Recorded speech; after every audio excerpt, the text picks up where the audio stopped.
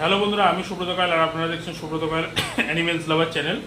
তো দাদার নাম হচ্ছে জ্যোতির্ময় হালদার, জ্যোতির্ময় দা। তো আমার খুব প্রিয় একজন দাদা, কারণ দাদাও আমার মতো অ্যানিমেল রিলেটেড।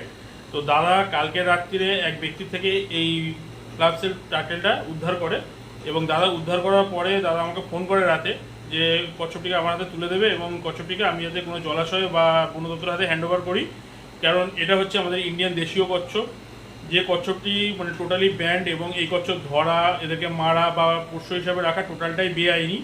তো দাদা কি করেছে, কচ্ছপটিকে তার কাছে রেস্কিউ, সেই ব্যক্তি থেকে রেস্কিউ করে, যে নিয়ে যাচ্ছিল এটাকে রেস্কিউ করে আমার হাতে হ্যান্ড ওভার করছে। তো তাই জন্য আমরা সবাইকে এটা সাবধান করছি যে এই কচ্ছপ 1972 ওয়াইল্ড লাইফ অ্যাক্টে খুব মানে মারাত্মক বেআইনি একটা মানে অফেন্স, মানে এই কচ্ছপ রাখা এবং দণ্ডনীয় অপরাধ। তাই জন্য এই কচ্ছপটিকে আপনারা চিনে রাখুন এবং ভালো করে দেখে রাখুন যাতে এই কচ্ছপটি কেউ না ধরে, এবং এই কচ্ছপটি দেখলে একে এই পরিবেশে ছেড়ে দিন, কারণ পরিবেশের ভারসাম্য রক্ষার জন্য এই কচ্ছপের খুব একটা বড় সড়ো গুরুত্বপূর্ণ ভূমিকা থাকে।